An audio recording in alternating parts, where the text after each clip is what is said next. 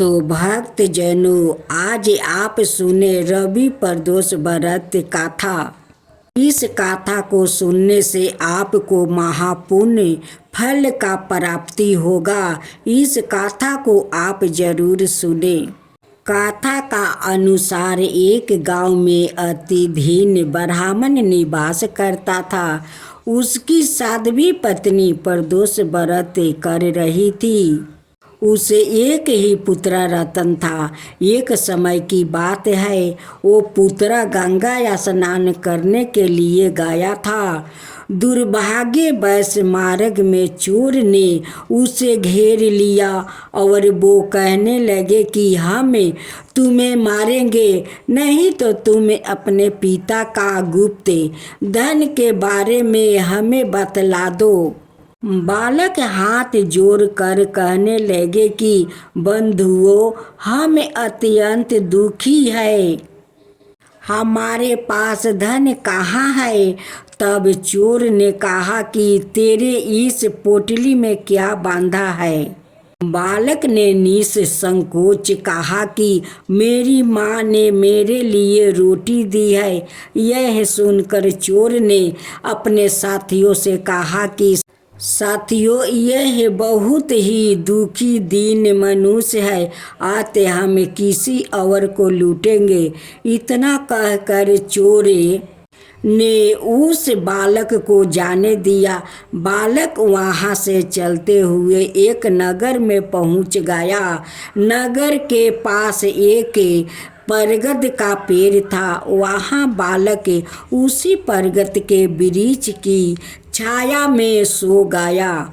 उसी समय उस नगर के सिपाही चोरों को खोजते हुए उस बरगद के वृक्ष के पास पहुंचा और बालक को चोर समझकर बंदी बना लिया और राजा के पास ले गया। राजा ने उसे कारावास में बंद करने का आदेश दे दिया। ब्राह्मणी का लड़का जब घर नहीं लौटा तब उसे अपने पुत्र की बड़ी चिंता हुई। अगले दिन प्रदोष व्रत था। ब्राह्मणी ने प्रदोष व्रत किया और भगवान शंकर से मन ही मन अपने पुत्र की कुशलता की प्रार्थना करने लगी।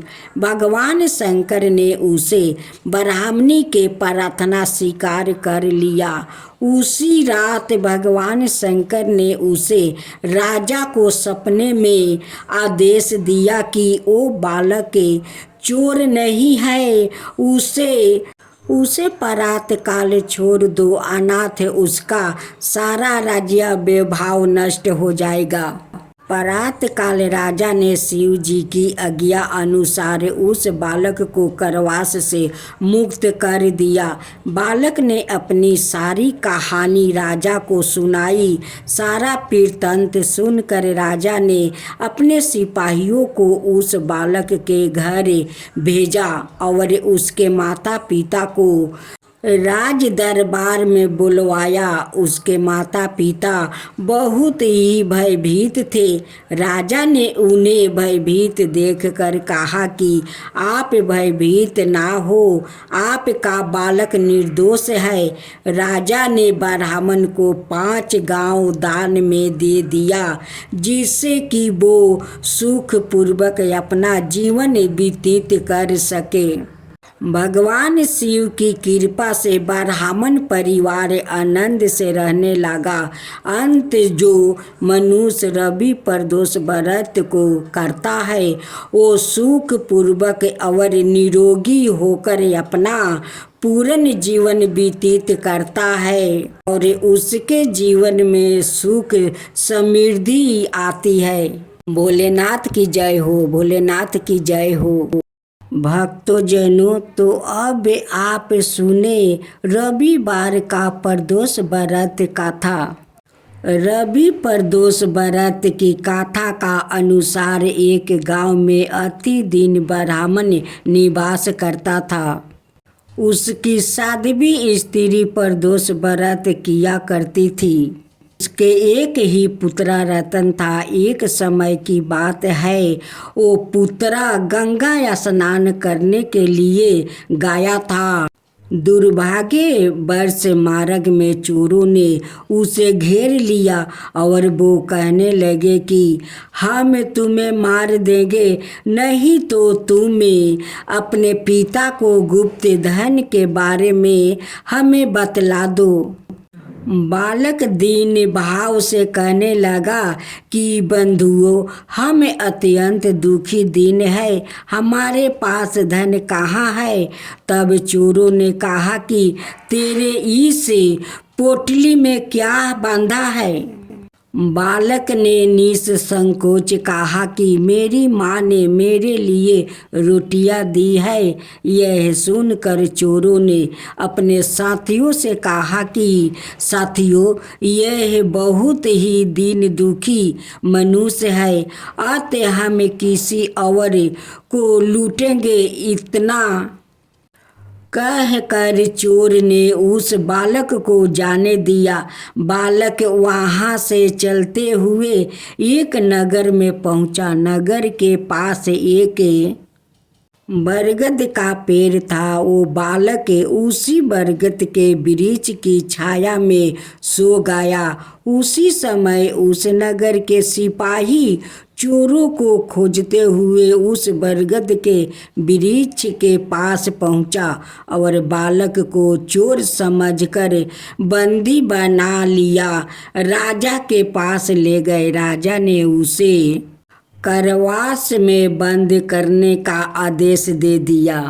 ब्राह्मणी का लड़का जब घर नहीं लौटा तब उसे अपने पुत्रा की बड़ी चिंता हुई।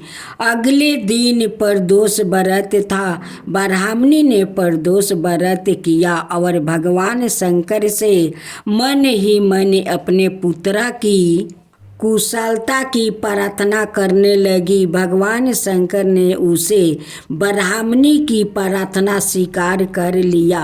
उसी रात भगवान शंकर ने उसे राजा को सपने में आदेश दिया कि वो बालक चोर नहीं है, उसे प्रातः काल छोड़ दे, अनाथ उसका सारा रजिया वैभव नष्ट हो जाएगा। प्रातः काल राजा ने शिव जी की आज्ञा अनुसार उस बालक को कारावास से मुक्त कर दिया। बालक ने अपनी सारी कहानी राजा को सुनाई। सारा वृत्तांत सुनकर राजा ने अपने सिपाहियों को उस बालक के घर भेजा और उसके माता पिता को राज दरबार में बुलवाया। उसके माता पिता बहुत ही भयभीत थे। राजा ने उन्हें भयभीत देखकर कहा कि आप भयभीत ना हो, आपका बालक निर्दोष है। राजा ने ब्राह्मण को 5 गांव दान में दिया, जिससे कि वो सुख पूर्वक अपना जीवन व्यतीत कर सके। भगवान शिव की कृपा से ब्राह्मण का परिवार आनंद से रहने लगा।